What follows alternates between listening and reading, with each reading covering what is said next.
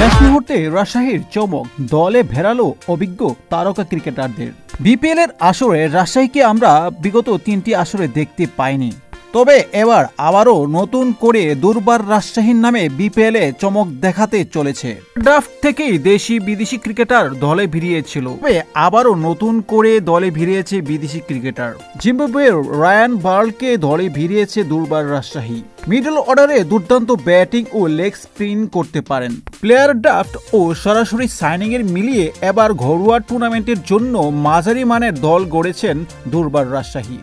যেমন আমরা যদি বলি, এনামুল হক বিজয়, তাসকিন আহমেদ, ইয়াসির আলী চৌধুরী এদের মতো অভিজ্ঞ ক্রিকেটারদের দলে ভিড়িয়েছেন। এছাড়া সাব্বির হোসেন, জিসান আলমের মতো তরুণ ক্রিকেটারদের দলে ভিড়িয়েছেন। এছাড়া পাকিস্তানের গ্রেট ক্রিকেটার গ্রেট ইমাজ আহমেদ দলটির প্রধান কোচের দায়িত্ব পালন সামলাবেন। আমরা সবাই জানি বিপিএল এর 11তম আসর 30শে ডিসেম্বর থেকে শুরু করে 7ই ফেব্রুয়ারি পর্যন্ত চলবে। এখানে 60টি ফ্র্যাঞ্চাইজি অংশগ্রহণ করবে, তার মধ্যে Dhaka capital, Chittagong kings, fortune Barishal, Khulna tigers, Rangpur riders ও সিলেট স্ট্রাইকার্স।